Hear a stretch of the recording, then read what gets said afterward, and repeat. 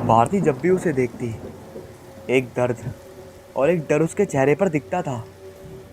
हर वक्त भारती बस यही सोचती कि इस मासूम सी बच्ची के मन में आज भी उस हादसे का डर छिपा हुआ है। वो डर मानो उसकी ज़िंदगी का ही हिस्सा बन गया हो।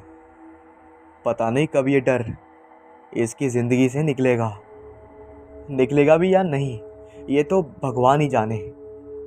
जब भी भारती की नज़र उस पर जाती तो वो उसी शून्य में देखती दिखाई देती। उसने स्कूल जाना ही बंद कर दिया था। वो ना ही दूसरे बच्चों के साथ खेलती और ना ही कभी दूसरे बच्चों की तरह जिद करती। हर वक्त एक छोटे से कमरे में बैठी रद्दी कागजों में कुछ ना कुछ लिखती रहती थी। भारती उसकी मनोदशा बहुत अच्छे से समझती थी। आखिर उस वक्त वो ही तो थी जब उस छोटी सी बच्ची ने अपने माता पिता की दर्दनाक मौत देखी थी। भारती को आज भी याद है वो दिन जब एक प्यारा सा छोटा परिवार उसके फ्लैट के पास थोड़ी दूर ही एक दूसरे फ्लैट में रहने आया था, जिसमें डेविड और उसकी वाइफ रोजी और डेविड की मॉम एंजेलिना और उनके दो प्यारे प्यारे बच्चे, एक प्यारा सा छोटा सा बेटा जो अभी सिर्फ 1 साल का ही था, उसका नाम रॉबिन था, और एक प्यारी सी बेटी जिसे वो प्यार से रूहानी बुलाते थे।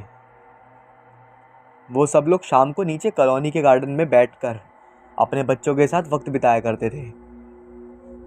जब भी डेविड, रोजी और एंजेलिना बिल्डिंग से नीचे अपने बच्चों के साथ आते तो सभी फ्लैट के लोग उन्हें देखने लग जाते और वो लोग उन लोगों पर ध्यान न देकर अपने बच्चों के साथ कुछ देर तक खेलते और फिर वापस अपने घर लौट जाते। उन्हें ऐसा करते देख बाकी परिवार भी गार्डन में आने लगे थे। सब कुछ अच्छा चल रहा था। कुल मिलाकर सभी परिवार अपने बच्चों के साथ वक्त बिताने लगे थे और एक दूसरे को जानने लगे थे। भारती भी अपने दोनों बच्चे करण और जिया के साथ गार्डन आने लगी थी। भारती के पति आर्मी में थे और शहीद हो गए थे। दोनों बच्चों की जिम्मेदारी भारती पर आ चुकी थी। भारती एक स्कूल टीचर थी और साथ ही साथ एक चाइल्ड मनोवैज्ञानिक भी थी। अब धीरे धीरे भारती को रोजी को जानने का मौका मिल गया था और धीरे धीरे ही वो दोनों काफ़ी अच्छी दोस्त बन गई थी। लेकिन कभी कभी भारती को ऐसा लगता था कि रोजी और उसका पति डेविड उसके साथ और सोसाइटी के अन्य लोगों के साथ कुछ अजीब व्यवहार करते हैं। लेकिन कभी सब कुछ सामान्य लगने लगता। रोजी और डेविड अपनी बेटी रूहानी को किसी और बच्चे के साथ खेलने नहीं देते थे और ना ही किसी से बात करने देते थे।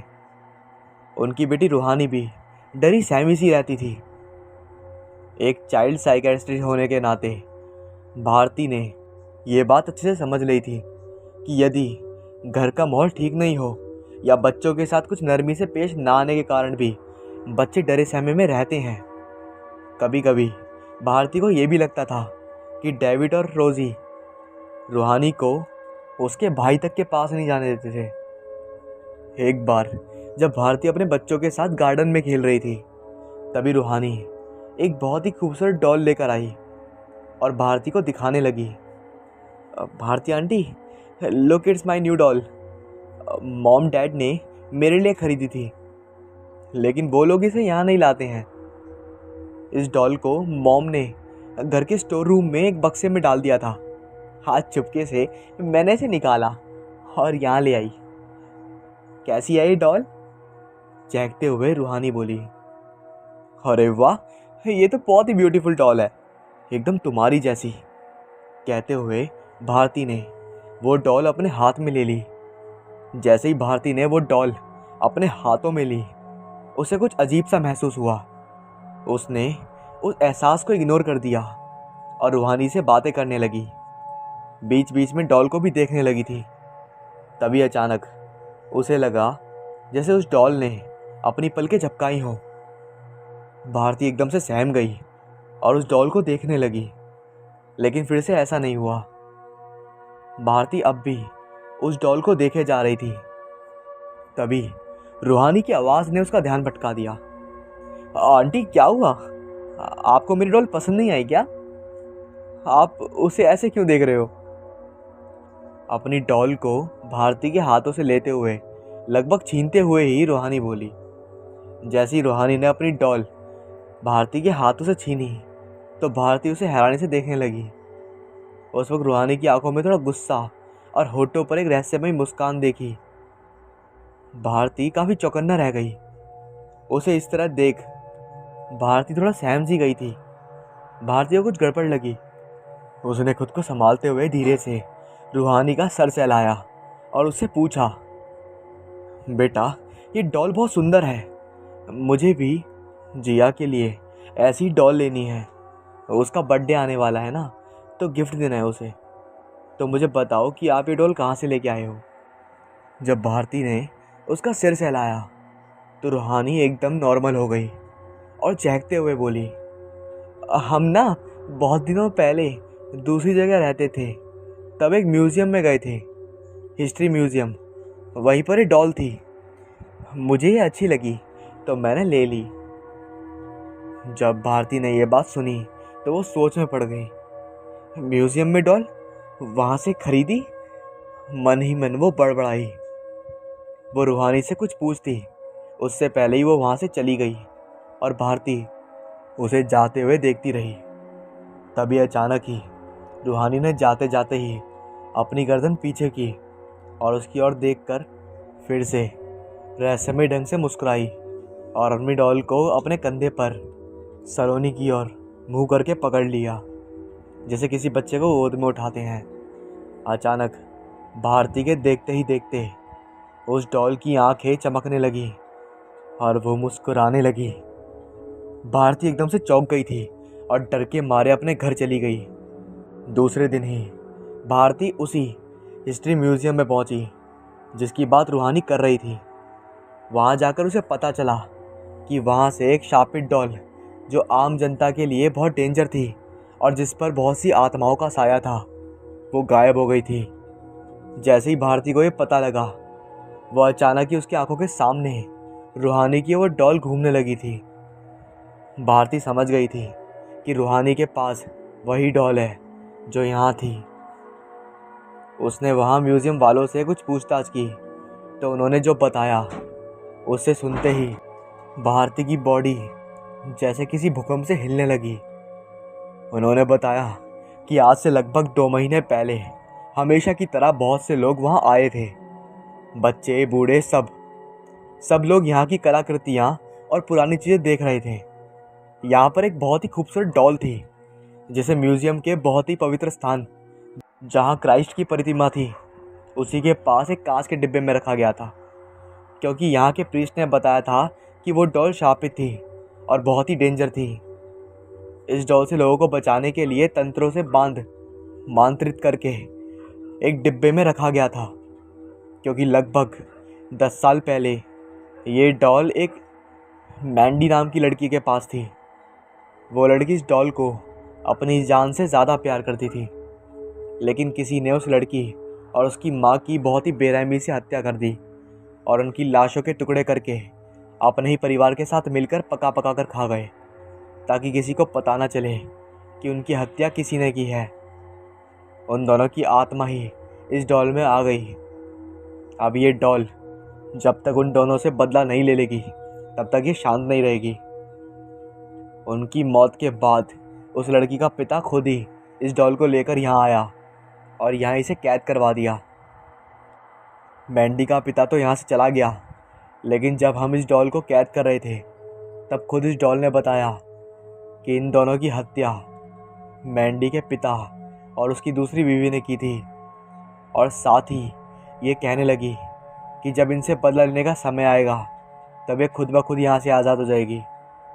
शायद वो समय आ गया है जब वो डॉल खुद ही यहाँ से आज़ाद हुई है, और इस डॉल की आज़ादी का कारण बनी रूहानी और उसकी फैमिली। उस दिन रूहानी अपने पेरेंट्स और भाई के साथ यहाँ आई थी। जैसे ही रूहानी ने इस डॉल को देखा, वो अचानक से इस डॉल के लिए मुस्कुरा दी और इस डॉल की तरफ आकर्षित हो गई, और रूहानी उसके मुस्कुराते हुए देखती रही। और उसके साथ मचल मचल के खेलने लगी। लेकिन वहाँ के लोगों ने मना कर दिया। इसी तरह वो डॉल और भी छोटे छोटे बच्चों को अपनी तरफ आकर्षित करती रहती थी। जब रूहानी अपने परिवार के साथ आगे बढ़ गई, तब अचानक ही वो डॉल रूहानी को अपने पास बुलाने लगी। रूहानी ने अपने पिता डेविड का हाथ छुड़वाया और खुद ब खुद धीरे धीरे उसकी तरफ बढ़ने लगी थी। वो उस समय बहुत गंभीर मुद्रा में थी। रोजी और डेविड भी उसके पीछे पीछे चलते गए। रूहानी फिर से उस डॉल के पास जाकर खड़ी हो गई। रूहानी के चेहरे से लग रहा था कि वो किसी के वश में थी। अचानक ही रूहानी ने उस शोकेस के कांच को तोड़ने की कोशिश की, लेकिन वो ऐसा कर नहीं पाई। रूहानी और रॉबर्ट ने रूहानी को रोकने की कोशिश की, लेकिन वो उसे रोक नहीं पाए। वहाँ के वर्कर्स भी ना जाने क्यों उस समय किसी गहरे शून्य में चले गए थे। अचानक ही रोजी ने रूहानी को रोकते हुए कहा, रूहानी, अब बच्चा घर चलो, ये डॉल हम तुम्हें दिला देगा। ये कहते हुए किसी तरह रोजी ने रूहानी को समझाया और वो वहाँ से चले गई। उसी रात अचानक उस शोकेस के कांच अपने आप ही खुल गए और भयंकर आवाज़ के साथ वो डॉल नीचे कूद गई और धीरे धीरे वो डॉल एक रहस्यमय मुस्कुराहट के साथ चलने लगी थी और धीरे धीरे छोटी सी बच्ची की आवाज़ में एक पोयम गाने लगी। Twinkle, twinkle, little star, how I wonder what you are। बाहर बहुत तेज बारिश हो रही थी। म्यूजियम के दरवाजे चरमराहट के साथ अचानक ही खुलने लगे थे। अब डॉल ने गुनगुनाना बंद कर दिया था और अचानक ही उसकी आंखों में आंसू की जगह खून बहने लगा था। म्यूजियम से बाहर आते ही वो डॉल दहाड़ मारकर रोने लगी। उसका रोना इतना खतरनाक था कि जिसने भी सुना वो सहम सा गया था। अचानक वो डॉल जोर जोर से चिल्लाने लगी थी, आ रही हूँ मैं, आ रही हूँ, अपना बदला लेने, किसी को नहीं छोड़ूंगी। चिल्लाती हुई वो डॉल अचानक कूदती हुई एक पेड़ पर लटक गई। थोड़ी ही देर बाद बारिश के रुकने पर वो डॉल पेड़ से नीचे गिर गई। वहीं पर एक शराबी बैठा था। उसने उस डॉल को उठाया और हवस भरी नज़रों से अचानक ही वो उस डॉल को फेंकने लगा। कितने टाइम बाद मिली है तू मुझे, आज तो तेरा काम पूरा ही निचोड़ दूंगा। घर से बाहर निकलवाया था ना तूने मुझे, अब देख मैं क्या करता हूँ तेरे साथ। कहते हुए उसने उस डॉल के कपड़े फाड़ने शुरू कर दिए। लेकिन तभी अचानक वो डॉल भारी होने लगी, इतनी भारी कि डर के मारे उस शराबी ने उसे दूर फेंकना चाहा, लेकिन वो उसके पास ही गिर गई और कुछ ही देर में हवा में उड़ने लगी और चिंगारते हुए बोली, तूने मेरी इज्जत लूटने की कोशिश की। तुझ जैसे इंसान इस धरती पर रहने लायक नहीं है। तेरे जैसे ही एक इंसान ने धोखे से मेरी माँ से शादी की और जब उसकी सारी इच्छाएं पूरी हो गई तो मुझे और मेरी माँ को मार डाला। आज मैं तुझ जैसे सारे इंसानों को मार डालूंगी। कहते हुए वो डॉल उस शराबी इंसान के पास आई और उसे एक पल में ही हवा में उछाल दिया और हवा में ही उस शराबी के 2 टुकड़े कर दिए। उसके शरीर के दोनों टुकड़े पेड़ से टकराते हुए नीचे गिर गए। चारों तरफ खून ही खून हो गया और मांस के लोथड़े बिखर गए। ये सब देखकर वो डॉल चिंगाड़ते हुए हंसी और उसके मांस के लोथड़ों के पास बैठकर खाने लगी।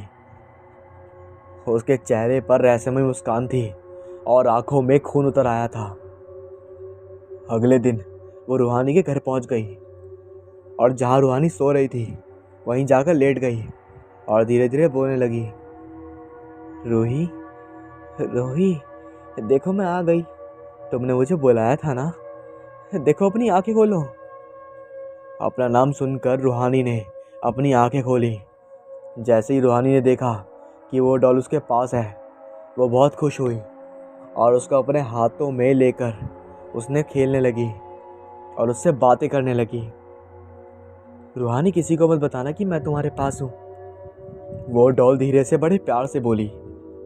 नहीं, मैं किसी को नहीं बताऊंगी, बस तुम मेरे पास ही रहना।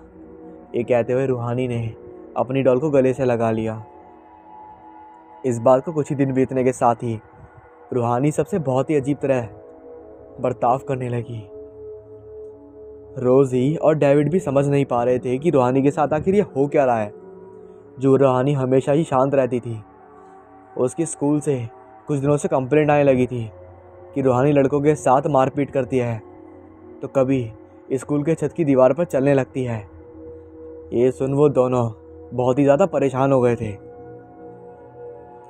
ऐसे ही एक सर्दी के दिन जब उसका 6 महीने का भाई धूप में खेल रहा था, तो रूहानी ने उसे झूले सहित गिरा दिया और अपनी डॉल को सुला दिया, और वहीं उसके पास बैठकर अजीब अजीब से आवाज़ें निकालने लगी और अजीब सी हरकतें करने लगी। उन्हें लगने लगा था कि हो ना हो कोई आत्मा का साया है जिसकी वजह से रूहानी ऐसी हरकतें कर रही है। इसके साथ ही कुछ दिन और बीत गए। रूहानी की अजीब हरकतें बढ़ती जा रही थी, लेकिन किसी को भी उस डेंजर डॉल के बारे में पता नहीं था। एक दिन आधी रात को अचानक ही रूहानी नींद से जागी और छत पर चली गई। उस वक्त उसके साथ वो डॉल भी थी। दोनों बहुत देर तक छत की दीवार पर बैठी रहीं और अचानक ही हूँ हूँ की आवाज़ में चिल्लाने लगी। आवाज़ें सुनकर रोजी की नींद खुली तो उसने अनुमान लगाया कि ये आवाज़ें हो ना हो छत से आ रही हैं। रोजी बहुत डर गई। उसने डेविड को जगाया और दोनों छत की तरफ निकल गए। जैसे ही वो दोनों छत पर आए, उनकी आंखें फटी की फटी रह गईं और दोनों ही अपने मुंह पर हाथ लगाए खड़े रहे। उन्होंने देखा कि रूहानी छत की दीवार पर दूसरी तरफ पाँव किए बैठी थी और उसके बाल खुले हुए थे और पास ही एक उल्लू मरा पड़ा था और बहुत दूर तक उसके पंख और खून बिखरे हुए थे, और रूहानी के हाथ में कुछ मांस के टुकड़े थे जिन्हें वो बुरी तरह खा रही थी। उसे देखकर दोनों ही उल्टियाँ करते हुए नीचे भागे और डर के मारे छत का दरवाज़ा बंद कर दिया। डेविड, ये क्या था? उसे क्या हो गया है? वो क्या कर रही थी? डेविड, मुझे बहुत डर लग रहा है। मैंने कहा था ना तुमसे, इस लड़की को वहीं छोड़ देते हैं, लेकिन तुमने मेरी एक ना सुनी। सुन लो डेविड, इस लड़की के कारण यदि मेरे बेटे को कुछ हो गया तो ये लड़की भी जिंदा नहीं रहेगी। डरते हुए गुस्से भरी आंखों से डेविड को देखते हुए रोजी बोली, तुम रूहानी को कुछ नहीं करोगी, वो मेरी बेटी है। तुम्हारे कहने से मैंने एंजल को मार डाला और उसकी माँ को भी, क्योंकि उसने हमें देख लिया था। रूहानी तो मेरी ही बेटी है, उसे मैं कैसे मार दूँ? तुम भी सुन लो, तुम रूहानी को कुछ नहीं करोगी। कल ही मैं प्रीस्ट को लेकर आऊँगा, देखते हैं प्रीस्ट क्या करता है। डेविड ने रोजी को समझाते हुए कहा। दोनों बात ही कर रहे थे कि तभी एक धमाका हुआ और वो डॉल उन दोनों के सामने आ गई और डराते हुए बोली, वो प्रीस्ट मेरा कुछ नहीं बिगाड़ पाएगा। मेरा तुम्हारी बेटी रूहानी मेरे कब्जे में है। मैं तुम लोगों को ऐसी सज़ा दूंगी कि तुम याद रखोगे। कहते हुए डॉल उन दोनों के चारों तरफ घूमने लगी और दोनों ही डर के मारे बेहोश हो गए। दूसरे दिन जब होश आया तो सब कुछ शांत था। रूहानी भी अपने कमरे में सो रही थी और छत पर भी कुछ ना था। ऐसा लग रहा था जैसे रात को कुछ हुआ ही ना हो। डेविड और रोजी काफ़ी शांत थे, क्योंकि उन्होंने एक सपना देखा कि उन्हें अंधा अंधा काटा जा रहा है। लेकिन फिर भी डेविड चर्च से एक प्रीस्ट को ले आया। उसने घर में घुसते ही बता दिया कि यहाँ एक आत्मा का साया है जो अपने आप को मुक्त कराने के लिए कुछ भी कर सकती है, और वो एक डॉल के रूप में है। डॉल का नाम सुनते ही उनकी आंखों के सामने वो दिन घूम गया जब डेविड और रोजी ने मिलकर उन दोनों बेकसूरों की अमानवीय बेरहमी से हत्या की थी। और ये सोचते सोचते वहाँ पर सारे डर के मारे सहम गए। वो दोनों बेकसूर तो मर गईं, लेकिन उसकी माँ की आत्मा उसी की डॉल में घुस गई थी। वो कुछ करती उससे पहले ही डेविड उसे एक हिस्ट्री म्यूजियम में ले गया और वहाँ मंत्रों से उसे बांधकर कंच के शोकेस में बंद कर दिया। दोनों ही उस सोच में डूबे हुए थे। तभी प्रीस्ट की आवाज़ से उनकी तंद्रा टूटी। प्रीस्ट के कहे अनुसार उन्होंने उस डॉल को एक बक्से में बंद कर तंत्रों से बांध दिया और ये जगह छोड़कर दूसरी जगह चले गए। लेकिन उन्होंने एक गलती कर दी कि जिस बक्से में उन्होंने उस डॉल को कैद किया था वो भी अपने साथ ही नई जगह पर ले आए। नई जगह आने के बाद वो सब नॉर्मल लाइफ जीने लगे। लेकिन फिर से अब इस समय रूहानी ने उस डॉल को बाहर निकाल दिया था।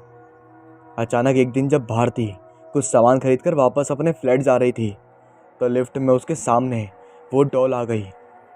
उस वक्त उस लिफ्ट में भारती के अलावा और कोई भी नहीं था।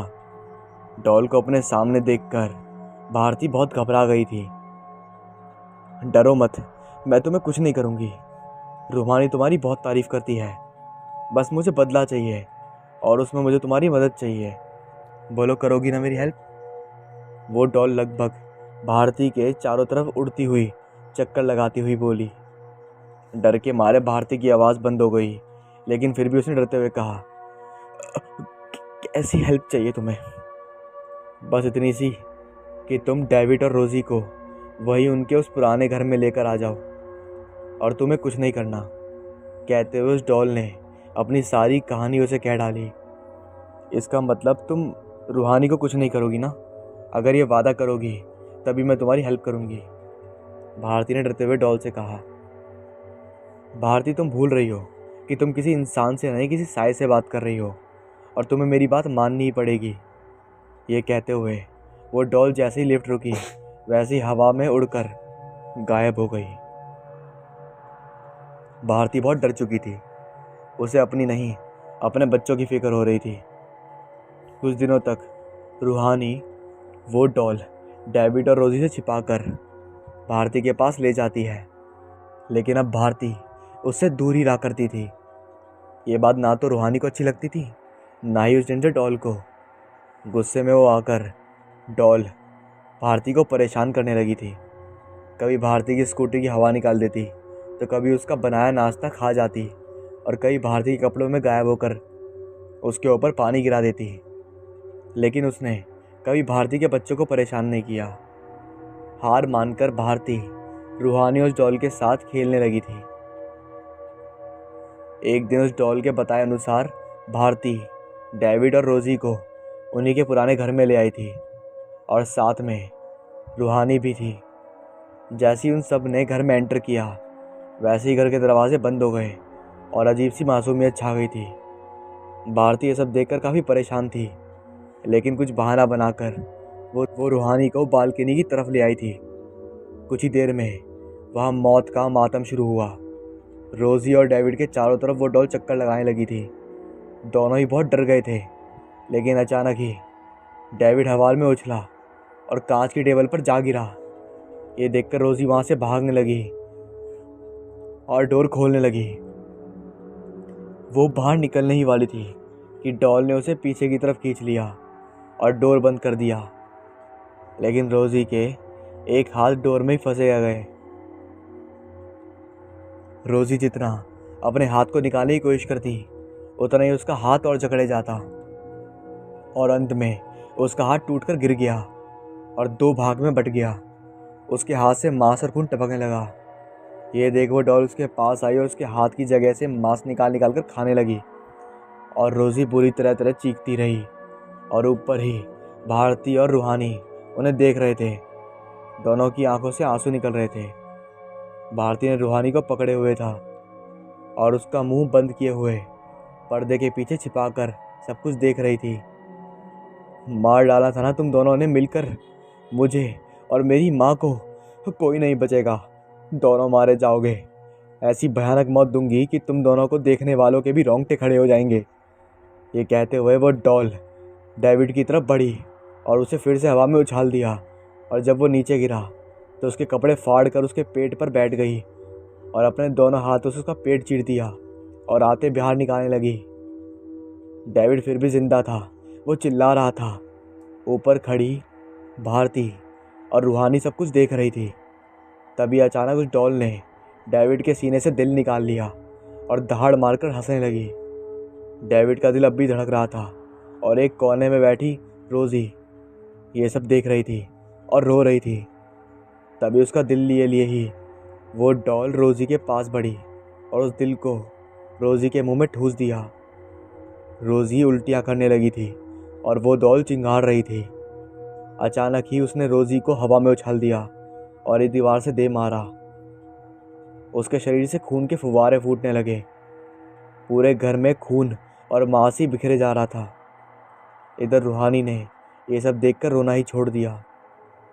डेविड और रोज़ी मर चुके थे और वो डॉल भी एक तरफ निढाल हो गई थी। मौका देखकर भारती रूहानी को लेकर चुपके से वहाँ से निकल गई और अपने फ्लैट की तरफ आ गई। किसी को कुछ पता नहीं चला आखिर डेविड और रोज़ी गए कहाँ, क्योंकि उनकी लाशें गायब हो चुकी थी। उस घर में लोगों को सिर्फ खून और मांस के लोथड़े ही मिले थे और वो डॉल भी गायब हो चुकी थी। भारती भी नहीं जानती थी कि आखिर वो डॉल कहाँ गई। भारती की तंद्रा टूटी। कोई उसे आवाज़ लगा रहा था। वो थी रूहानी। आज 6 महीने बाद रूहानी बोली, भारती आंटी मुझे बाहर जाना है। रूहानी ने धीरे से कहा। उसकी आवाज़ सुनकर भारती बहुत खुश हुई, क्योंकि उस हादसे के बाद रूहानी को बहुत गहरा सदमा लगा था। रूहानी ने बोलना, खेलना और स्कूल जाना भी बंद कर दिया था। आज 6 महीने बाद रूहानी बोलने लगी थी। कहाँ जाना है बेटा? उसके सर पर हाथ फेरते हुए भारती बोली, मुझे चर्च जाना है, लेकिन अकेले। थोड़ी गंभीर आवाज़ में रूहानी बोली और बिना भारती का जवाब जाने ही वो घर से बाहर निकल गई। एक बार तो भारती को अटपटा लगा, लेकिन दिनों के बाद रूहानी को नॉर्मल देखकर उसने कुछ नहीं सोचा। उसे बस इस बात की तसल्ली थी कि रूहानी अब ठीक हो रही थी। बिना कुछ बोले भारती भी चुपचाप रूहानी के पीछे पीछे निकल रही थी। कुछ ही देर बाद भारती ने देखा कि चर्च से कुछ ही दूरी पर बने कब्रिस्तान में एक बेंच पर रूहानी उसी डॉल के साथ बैठी हुई थी। बरसात होकर बंद हो चुकी थी।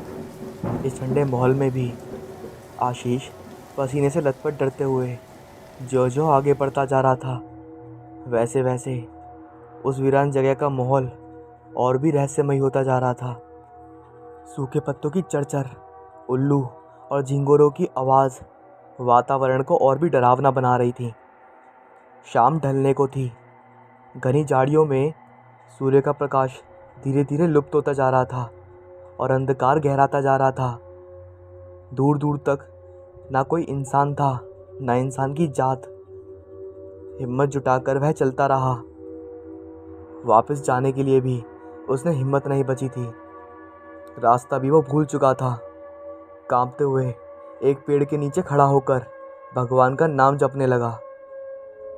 उसने चारों तरफ नजरें घुमाई तो सिर्फ हवा में झूमते लंबे लंबे पेड़ों की डरावनी आकृतियाँ और उनके ऊपर उड़ते हुए चमगादड़ों का झुंड ही दिखाई दे रहा था। काफ़ी देर तक वो वहीं खड़ा खड़ा तमाम विचारों के सागर में गोते लगाता रहा। उसने घड़ी पर नज़र डाली तो शाम के 7 बज चुके थे। मोबाइल की बैटरी भी आधी हो चुकी थी।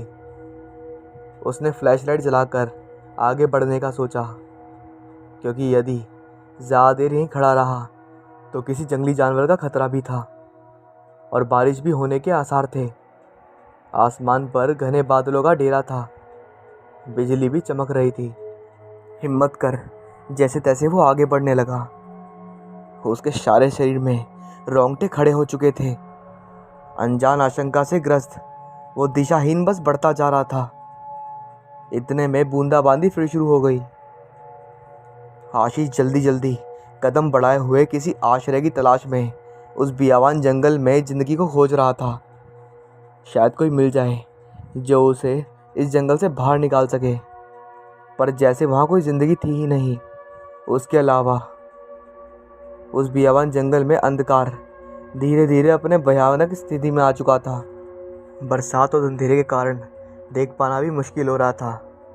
काफ़ी देर तक यूं दिशाहीन चलते चलते उसे मोबाइल की रोशनी में एक पगडंडी सा ऊबड़ खाबड़ रास्ता दिखाई दिया, जैसे बरसों उस रास्ते से कोई गुजरा ही ना हो। इसलिए वो रास्ता सिर्फ सब सांकेतिक रूप में रह गया था। आशीष को कुछ उम्मीद बंधी। अनहोनी आशंकाओं से ग्रसित वो अपनी सारी हिम्मत बटोर कर उस रास्ते पर भगवान का नाम लेकर आगे बढ़ गया। कुछ देर बाद उसे पुराना सा मकान दिखा जो अब खंडर में तब्दील हो चुका था। किस्से कहानियों और फिल्मों में उसने बहुत ऐसे खंडरों को देखा था। आशीष अंदर तक डर गया था, पर इस बरसात में उसे कोई चारा भी दिखाई नहीं दिया। खुले आसमान के नीचे रहने से अच्छा उस खंडर में ही शरण ले ली जाए, यही सोचकर वो डगमगाते कदमों से उस तरफ बढ़ चला। जैसे ही वो उस खंडर के पास पहुंचा, पुराना सा बड़ा जंग लगकर खुल चुका दरवाज़ा जिस पर पेड़ पौधे की लंबी लंबी जटाएं लिपटी हुई थीं, ऐसा लगता था एक अरसे से ही उसे नहीं खोला गया हो। लेकिन नीचे दरवाज़ा ज़मीन से इतना ऊपर तो था कि आशीष जैसा इंसान इसके नीचे से आसानी से झुककर निकल सकता था। एक बार तो वो भी रुककर सोच में पड़ गया कि अंदर जाए या ना जाए। पानी भी तेज़ हो चुका था। चमकती बिजली की रोशनी में वो पुराना मकान उसे भयभीत कर रहा था। आशीष ने सोचा कि यदि वो अंदर गया और कुछ ऐसा वैसा हुआ तो वो दौड़कर जल्दी बाहर भी नहीं आ पाएगा। लेकिन जब पलटकर पीछे बाहर का अति डरावना अंधकारमय दृश्य देखा तो उसे अंदर जाने में ही भलाई दिखी। उस सुनसान माहौल में वो अंदर उस खंडर के प्रारंभ में पहुंच गया। बड़ी बड़ी झाड़ियाँ और नाना प्रकार के कीड़े मकोड़ों की आवाज़ ने पहले ही उस वातावरण को डरावना बना रखा था। झाड़ियों के बीच से होता हुआ वो उस मकान के नज़दीक पहुंच गया। उस मकान के बाहर बड़े बड़े खंभे और खिड़कियों के बाहर इतनी जगह थी कि वो बारिश से बचकर वहीं बैठ सकता था, क्योंकि मकान के अंदर जाना उसे उचित नहीं लगा। एक कोना ढूंढकर उसे साफ कर वहीं खंभे से टिककर बैठ गया। भयानक बरसात और लगातार चमक रही बिजली के बीच जंगल के बीचों बीच एक सुनसान खंडर मकान में एकदम अकेले बैठा हुआ वो आशंकाओं से भयभीत होने लगा। यदि कुछ से कुछ हो गया तो उसके परिवार का कौन देखेगा? उसके छोटे भाई बहनों और माँ का क्या होगा? आखिर क्यों आज वो सबके मना करने के बाद भी निकल आया? जिंदगी में पहली बार उसे अपने डिसीजन पर आज इतना अफसोस नहीं हुआ होगा। एक साथ मन में कई सवाल उठ रहे थे। अपनी माँ और भाई बहनों का चेहरा उसे रह रहकर उसके सामने आ रहा था। आशीष 2 भाई और 2 बहनों में सबसे बड़ा था। पिताजी की मृत्यु के बाद उसने अपने परिवार को कैसे संभाला था, ये तो सिर्फ वही जानता था। सारे परिवार की जिम्मेदारी सर माथे उठाए इस जीव जगत में संघर्षों की कड़ियाँ जोड़ मंजिल को पाने का वो सपना उसकी आंखों में भी हिलोरे ले जा रहा था। प्रॉपर्टी डीलिंग का बिजनेस जिसके दम पर आशीष ने अपने आर्थिक व्यवस्था को ठीक करा था और उसकी ईमानदारी को पूरी दुनिया जानती थी। जहाँ यह बिजनेस झूठ मक्कारी धोखा फरेब आदि के लिए फेमस था, वहीं वो इस दलदल में उतरकर भी स्वयं को सभी बुराइयों से बचाता हुआ सिर्फ अपना काम कड़ी ईमानदारी के साथ कर रहा था, जिसकी वजह से उसकी छवि हर तरफ अच्छी थी। औरों से उसे कोई मतलब नहीं था। 2 पैसे भले ही कम मिले, पर किसी के साथ अन्याय करना, धोखा देना उसकी फितरत में नहीं था। शायद इसलिए इतने सालों तक इस बिजनेस में होते हुए भी वो ज़्यादा बैंक बैलेंस नहीं बना पाया था। उसकी ईमानदारी से जलने वालों की कभी कमी नहीं हुई, क्योंकि जो उसके साथ काम करते थे वो उसकी ईमानदारी के चलते कुपोषण का शिकार हो जा रहे थे। आशीष के आगे किसी की भी हिम्मत नहीं पड़ती थी कि उसे कुछ बोले, पर पीठ पीछे खूब ताने वाने देना, खूब उसकी बुराइयां करना, खूब गालियों के पेड़ लगाना, ये सब आम बात थी। अपनी कार्य कुशलता और दूसरों से बेहतर संवाद स्थापित कर उसने अब तक कई सफल सौदे अंजाम दिए थे। अपने ऑफिस में बैठे बैठे बहन की शादी की चिंता उसे खाए जा रही थी। रिश्तेदार भी अब उस पर बहन की शादी का दबाव डाल रहे थे। लड़के वालों के भी एक से बढ़कर एक बहुत रिश्ते आ रहे थे, पर उसे असल चिंता जो थी वो थी पैसे की, क्योंकि आज के ज़माने में वो भी शहर में बिना सैकड़ा मारे शादी होना संभव नहीं था। और भी तो कई खर्चे होते हैं। सभी दृष्टिकोण से उसे सोचना पड़ा। सारी बातों का ख्याल रखना पड़ता है। अरे कहीं ज़माना ये ना कह दे कि पिता नहीं थे तो भाई ने अपना फ़र्ज सही से नहीं निभाया। इन्हीं सब विचारों से वो उलझा हुआ टेबल पर पेपर वेट को इधर से उधर घुमाने लगा।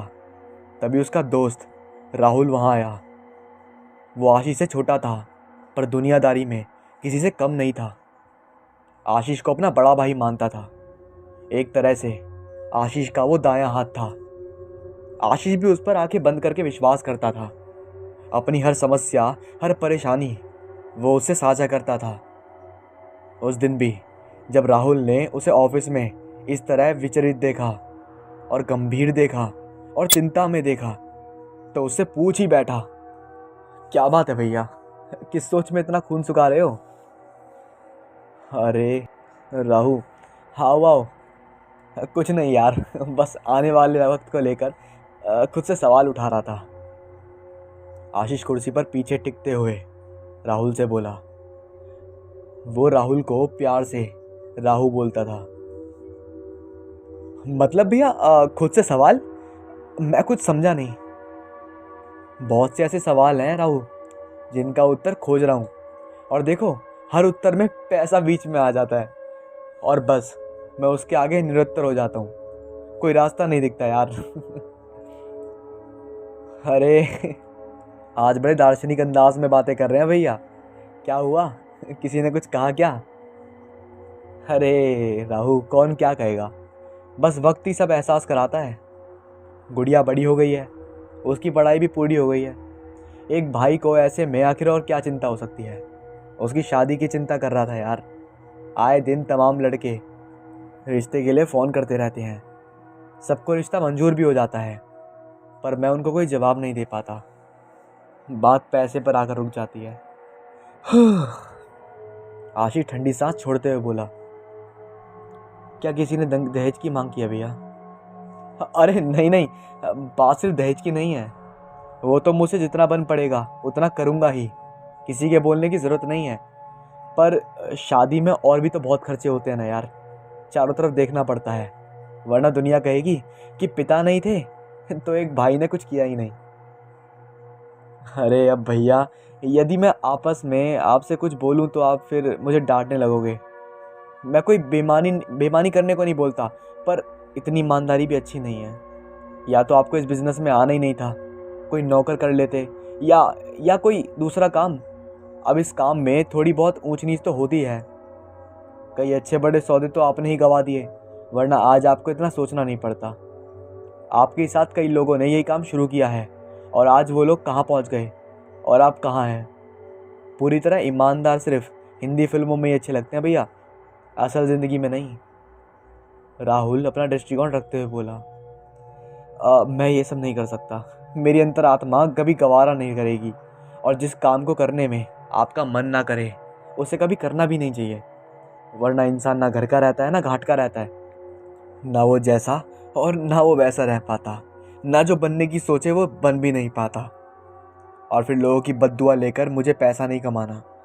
जो लोग आज मुझ पर यकीन करते हैं वो भी मुंह मोड़ लेंगे, पर तुम ये बातें कभी समझ नहीं पाओगे राहुल बेटा। बहुत हिम्मत और धैर्य चाहिए इन सब के लिए। ठीक है भैया, मैं कुछ नहीं कहूँगा अब इस बारे में। ऐसा नहीं है कि मैं आपकी बात, आपके विचारों का सम्मान नहीं करता। एक आप ही तो हो जिसने या जिससे मैं हर बात कह सकता हूँ।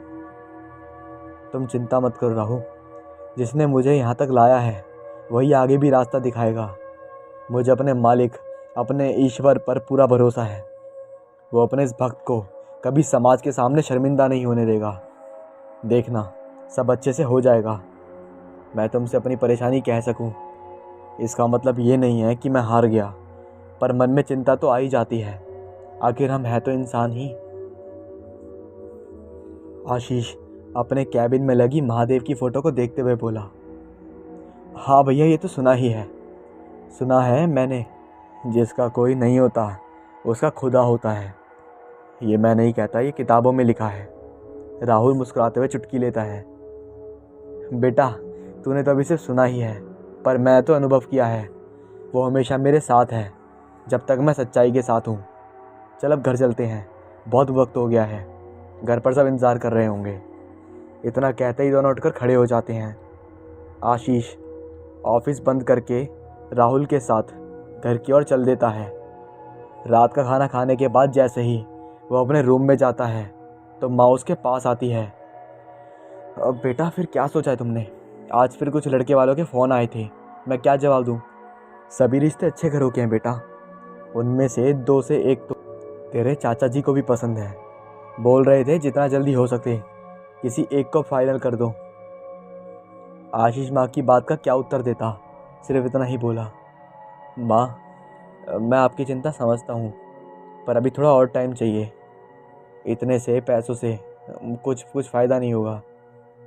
पर बेटा तेरे चाचा कह रहे थे कि आशीष मेरा भी तो कुछ लगता है ना। आज भाई साहब नहीं है तो क्या मैं कुछ नहीं लगता उसका? उनके पास पैसा भी है, कीमत समय की है। अभी उनसे ले लेते हैं, फिर तो धीरे धीरे चुकाता रहना। नहीं माँ, उनके पहले से ही बहुत एहसान है हम पर। हम सबके लिए कितना कितना किया है उन्होंने। मुझे बिजनेस शुरू करने में भी उन्होंने ही मदद की थी। अभी वही पूरा नहीं कर पाया मैं, अब और ले लूँ? नहीं नहीं माँ, मुझे अच्छी नहीं लगेगा। चाचा जी एक अच्छे इंसान हैं, पर उनकी अपने परिवार के प्रति भी जिम्मेदारियाँ हैं। मैं अपने उन भाई बहनों का हक नहीं मार सकता। आप चिंता मत करें, मैं कुछ ना कुछ कर लूँगा, बस कुछ महीनों की तो बात है। ठीक है बेटा, मुझे तुझ पर विश्वास है। तू जो डिसीजन लेगा वो बेस्ट है।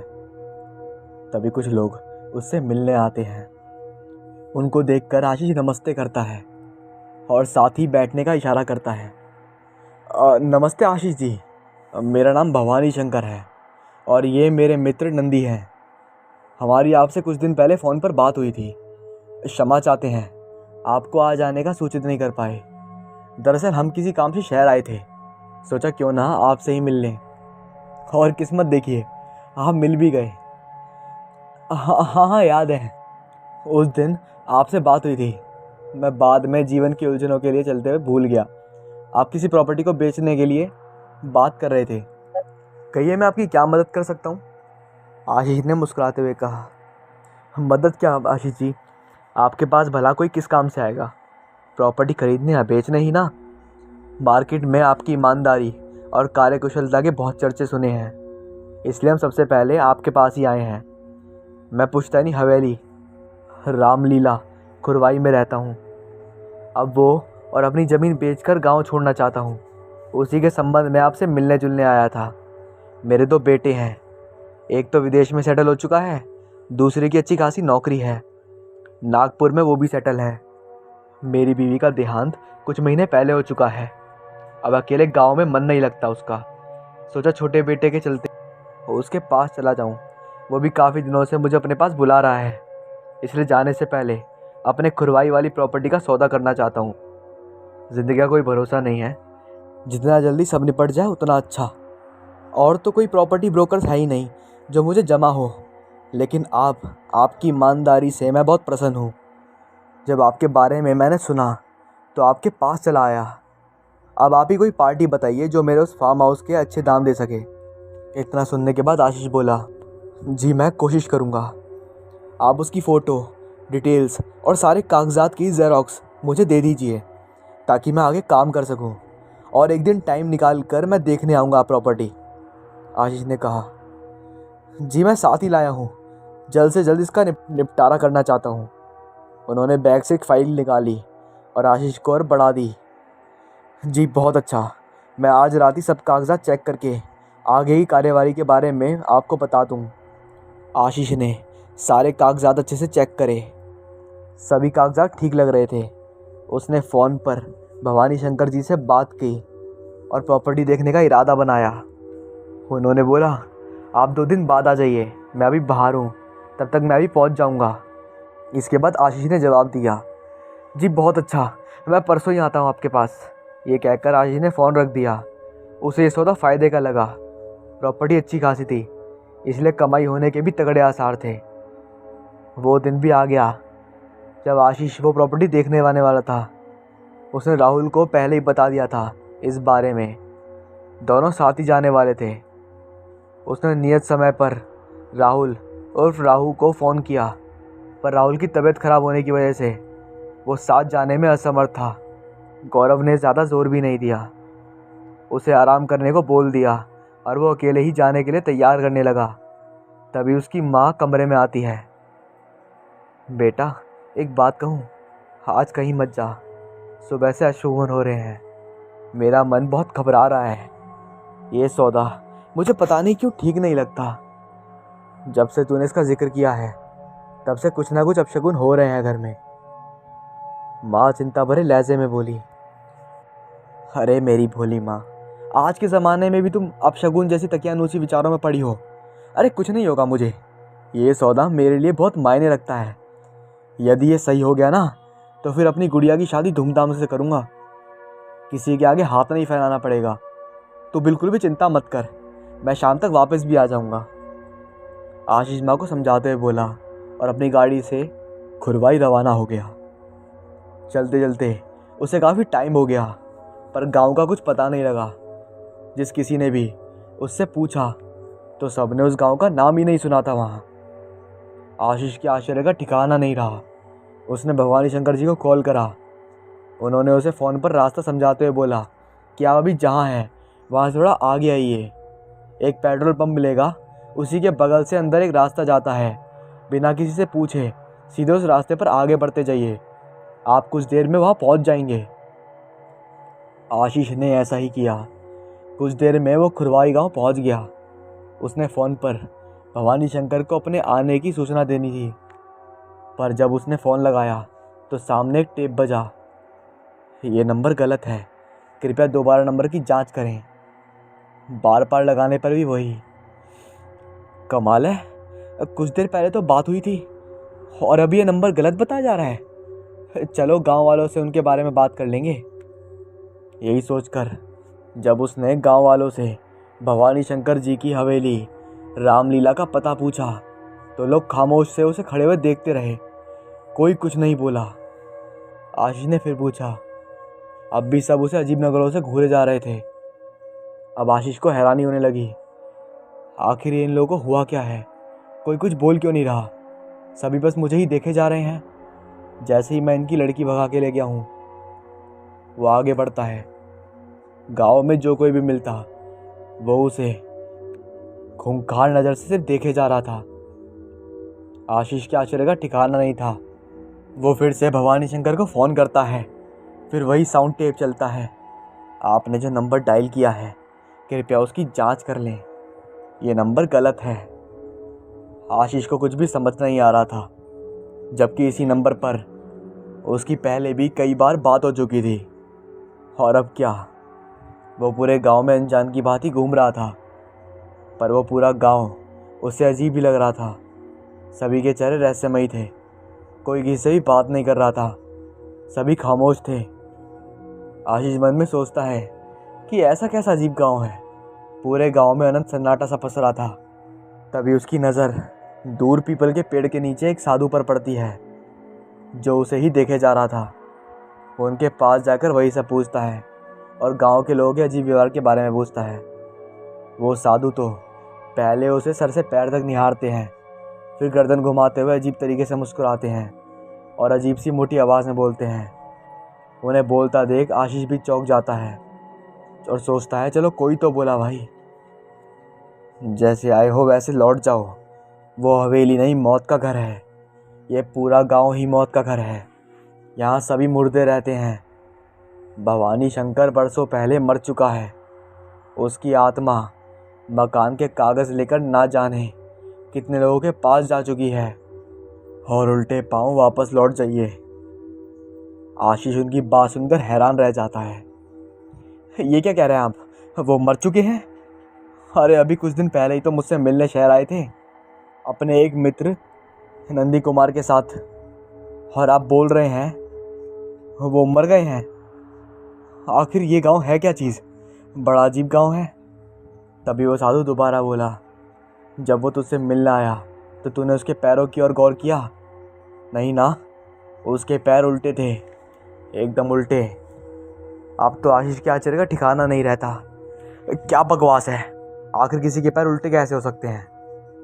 आशीष चिल्लाया। लगता है तुझे यकीन नहीं। ये देख मेरे पैर, जैसे ये उल्टे हैं। इतना कहते ही साधु ने अपने उल्टे पंजे उसके सामने कर दिए। अब तो आशीष को काटे तो खून नहीं, उसकी आंखें ही फटने को आतुर थी। सच में उस साधु के पैर उल्टे थे। साधु भयंकर हंसी हंसने लगा था। तभी उसने अपने दोनों हाथों से अपनी मुंडी को निकाल के अपनी ही गोद में रख लिया। वो मुंडी उसकी गोद में भयंकर डरावने अंदाज में अट्ठास किए जा रही थी। आशीष के मन ने यह देखकर डर की सारी सीमाएं लांघ दी थी। आशीष वहाँ से बेताशा भागता है। भागते भागते उसकी नज़र बाकी सभी गांव वालों पर पड़ती है। अब वो उनके पैरों पर भी नज़र डालता है।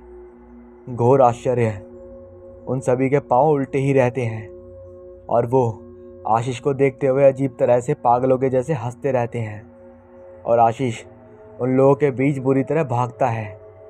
तभी बिजली चमकती है और काले बादल आसमान को अपनी आगोश में ले लेते हैं। वो दिशाहीन भागता ही जा रहा था, बस भागता जा रहा था। बरसात होने लगती है, लेकिन उसे कोई होश नहीं था। उसके कदम तो जिधर ही रास्ता देख रहे थे उधर भाग रहे थे। कहानी अब समय पर आती है। उस पुराने खंडर में खंबे से टिके बैठे आशीष की तंद्रा अचानक टूटती है। उसके कपड़े भी जगह कटीली झाड़ियों से उलझकर फट गए थे। वो खुद बुरी तरह घायल अवस्था में वहाँ निडल सा पड़ा हुआ था। उसे कुछ समझ नहीं आ रहा था कि वो क्या करे। भूख से भी उसका बुरा हाल था। सुबह से घर से निकला था और पूरे दिन में आज उसके साथ ना जाने क्या क्या घटित हुआ। पहले वो इन सब बातों पर विश्वास नहीं करता था, पर किस्मत ने कितने खतरनाक ढंग से उसे यकीन दिलाया था। उसे ये सब सपने जैसा लग रहा था, पर थी हकीकत, यही सच था। वो अभी ये सब सोच ही रहा था कि तभी उस हवेली का दरवाज़ा चरमराते हुए खुला। वो डरकर पीछे मुड़कर देखता है। पीछे मुड़कर देखते ही उसकी और हालत ख़राब हो जाती है। दरवाजे पर भवानी शंकर और उसके दोस्त नंदी खड़े थे। आप बहुत लेट हो गए आने में, हम लोग कब से आपका इंतज़ार कर रहे थे। आइए अंदर आइए। आशीष के दिमाग की सारी नसें फटे जा रही थी। अब ये क्या नई मुसीबत है। ये लोग इस तरह सुनसान बियावाल जंगल में क्या कर रहे हैं। रहस्य पर रहस्य की परतें चढ़ती जा रही थी। आशीष को उनको देखकर कपकपाते हुए खड़ा होता है। उसमें अब और दम नहीं बचा था। वो डरते डरते हुए थर्राता है। भवानी शंकर जी, आप, ये क्या मजाक है। मैं आज दिन भर से भयंकर रूप से परेशान हो रहा हूँ। आपको कितने फ़ोन किए, नंबर गलत आया, जबकि मैंने पहले भी उसी नंबर पे आपसे कई बार बात की। और मैं उस भूतिया गांव भी गया था जहाँ का पता आपने दिया था। वहाँ तो सभी लोग बड़े अजीब से, जैसे कोई जिंदा ही ना हो। सबके पैर उल्टे। मुझे कुछ समझ नहीं आ रहा। आप मेरे दिमाग के साथ क्या क्या खेल कर रहे हैं, मुझे समझ में नहीं आ रहा। मैं पागल हो जाऊंगा। आशीष दोनों हाथों से सर पकड़ते हुए बोला। दरवाजे पर खड़े हुए भवानी शंकर और नंदी कुमार उसकी बात सुनते हुए मुस्कुरा रहे थे। हम क्षमा चाहते हैं। दरअसल यही हवेली रामलीला है। ऊपर देखे, नाम भी लिखा है। आशीष अंधेरे में जैसे ही ऊपर देखता है, चमकती बिजली की रोशनी में कुछ पलों के लिए वो नाम दृष्टिगत होता है। बड़े बड़े लेकिन ऊबड़ खाबड़ अक्षरों में रामलीला लिखा होता है। जैसे वो नाम लिखे बरसों हो गए हो और ये हवेली भी बरसों पुरानी उजाड़ सी लग रही हो। उसका दिमाग अब विचार शून्य हो चुका था। वो कुछ भी कह पाने समझ पाने में असमर्थ था। तभी भवानी शंकर दोबारा बोले, आइए पहले अंदर आइए, बाकी की बात अंदर करते हैं। आशीष अब भी चौंकते हुए बस देखे जा रहा था।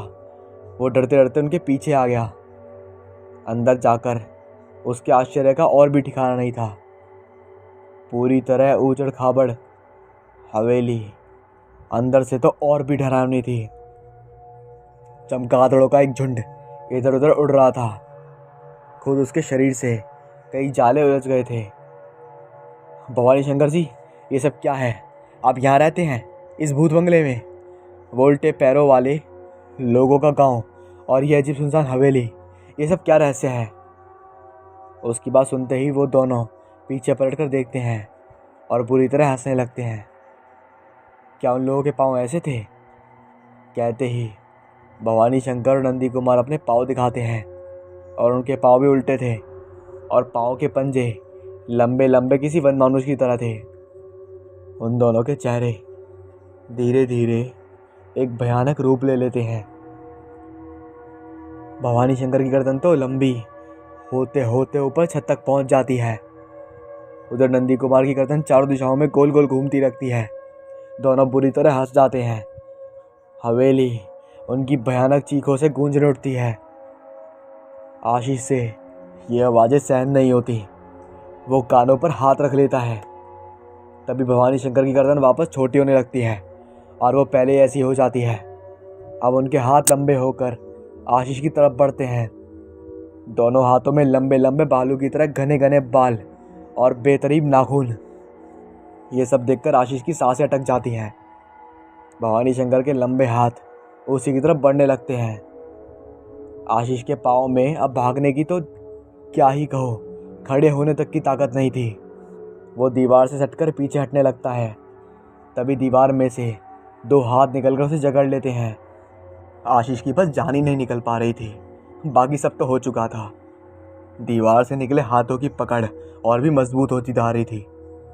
आशीष की हड्डियां कड़कड़ाने लगती है, दम घुटने लगता है। डर और चौंकने की सारी सीमाएं टूट चुकी थी। तभी एक सफ़ेद रोशनी जैसी चमकती है और एक पूर्णतः सफ़ेद कपड़ों में एक खूबसूरत लड़की तेजी से पता नहीं किधर से वहाँ आती है और आशीष का हाथ पकड़ के उन जकड़नों से आज़ाद करा के अपने साथ ले जाती है। आशीष उस खूबसूरत लड़की को देखता ही रहता है। उसके पास से एक दिव्य खुशबू सुगंध जैसे उसे मनमोहित कर रही थी। उस लड़की के सानिध्य में अब आशीष का दर्द पूरी तरह कम हो गया था। वो तो सब कुछ भूलकर जैसे उसी में खो जाता है। उसी रास्ते का भी ख्याल नहीं रहता। वो बस उसका हाथ पकड़े उसके पीछे पीछे खींचा चला जाता है। उसका सारा दर्द तकलीफ पल भर में ख़त्म हो जाती है। उसे एक सुखद दिव्य एहसास होने लगता है। कुछ दूर चलने के बाद मुख्य सड़क आ जाती है। वो दिव्य अप्सरा जैसी बेहद खूबसूरत लड़की मुस्कुराते हुए उसकी तरफ देखती है। वो उसे एक पेड़ के नीचे बिठाकर अपनी झोली में से एक पानी की झागल निकालती है और उसे देती है। आशीष तो जैसे उसके जादू में खोया खोया वो झागल का पूरा पानी पीता है। आश्चर्य, वो जल इतना शीतल, इतना मीठा था। आशीष ने आज तक वैसा जल कभी नहीं पिया था। वो दिव्य जल पीते ही उसमें एक नई स्फूर्ति आ जाती है। वो उससे उसका नाम पूछता है। वो लड़की बड़ी मीठी सुरीली आवाज़ में बोलती है, नेहा। आशीष की तरफ देखते हुए पूरा जल पी जाता है और झागल को नीचे रखने के लिए जैसे ही झुकता है तभी उसकी नज़र उसके पैरों पर पड़ती है। उसके भी वैसे ही उल्टे पैर देखकर वो वहीं बेहोश होकर लुढ़क जाता है। जब आशीष की आंखें खुलती है तो वो खुद एक अस्पताल में होता है। उसके पास में उसके माँ उसके सर पर हाथ फेरते हुए बैठी रहती है। सामने राहुल खड़ा था। उसे होश में आया देखकर वो डॉक्टर को बुलाता है। डॉक्टर आकर उसे चेक करता है और बोलते हैं, कैसे हैं अब आप? पूरे 24 घंटे में अब जाकर आपको होश आया है। आपकी माताजी जब से ही आपके पास बैठी हैं। आपके शरीर पर कोई छोटे बड़े घाव थे और कपड़े पूरी तरह फटे हुए थे। क्या हुआ था आपके साथ? डॉक्टर की बात सुन आशीष को हैरानी होती है। उसे वो सब घटनाएं याद आने लगती हैं। वो लोगों के उल्टे पाँव, वो भयानक शक्लें, वो मुर्दा लोग और वो दिव्य अप्सरा। तभी उसे कुछ याद आता है। वो फ़ौरन डॉक्टर से पूछता है, मुझे यहाँ लाया कौन? एक लड़की थी, खुद का नाम नेहा बता रही थी। उसी ने आपको यहाँ लाकर एडमिट किया है। पेपर्स पर साइन भी किए हैं उसने, ये देखिए। आशीष पेपर पर नज़र डालता है तो सच में उस पर नेहा नाम के साइन होते हैं। उसका आश्चर्य अभी भी लगता है जैसे ख़त्म होने वाला नहीं था, क्योंकि राहुल और माँ उससे बोलते हैं, उसी लड़की का फ़ोन हमारे पास आया था बेटा। उसी ने तेरा बताया कि तू यहाँ इस हॉस्पिटल में भर्ती है। अपना नाम नेहा बता रही थी। उसकी आवाज़ बड़ी सुरीली थी। माँ के मुँह से ये सब सुनकर आशीष के मन में कई सवाल उमड़ते हैं।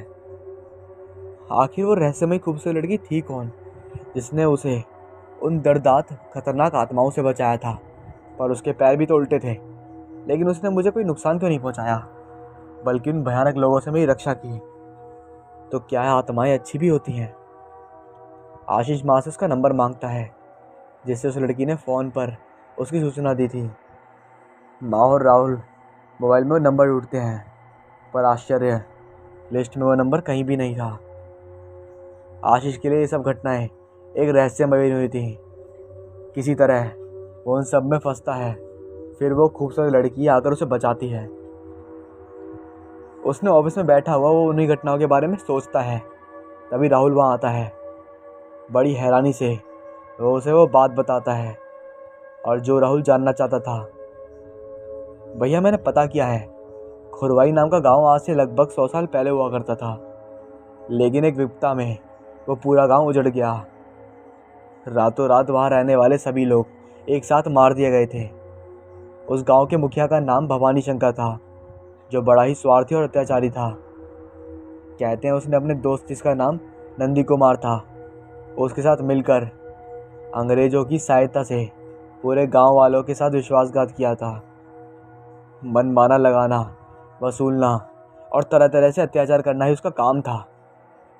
उस वक्त उसी गांव के एक बहादुर लड़के जिसका नाम शिवा था, वो भवानी शंकर के अत्याचार के खिलाफ आवाज़ उठाता है। पर उसे उस भवानी शंकर की लड़की नेहा से प्यार हो गया था, जो भवानी शंकर को बिल्कुल ही पसंद नहीं था। वो शिवा का दुश्मन बन बैठा था। जब नेहा ने उसकी बात नहीं मानी और शिवा से मिलना बंद नहीं किया, तो भवानी शंकर ने अपनी लड़की को मार डाला।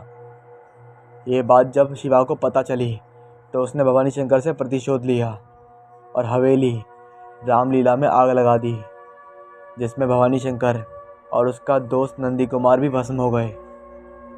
बाद में इस बात का बदला अंग्रेजों ने पूरे गांव से लिया और भीषण कत्लेआम मचाया। रातों रात पूरे गांव को गोलियों से भून डाला। सभी लोग मारे गए, कोई नहीं बचा।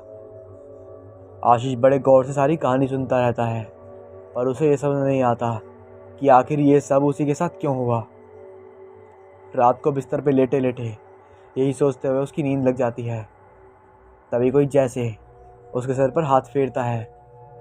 वो आँख खोल कर देखता है तो वही खूबसूरत लड़की नेहा थी, जो उससे बोल रही थी, तुम यही सोच रहे हो ना कि ये सब तुम्हारे साथ क्यों हुआ?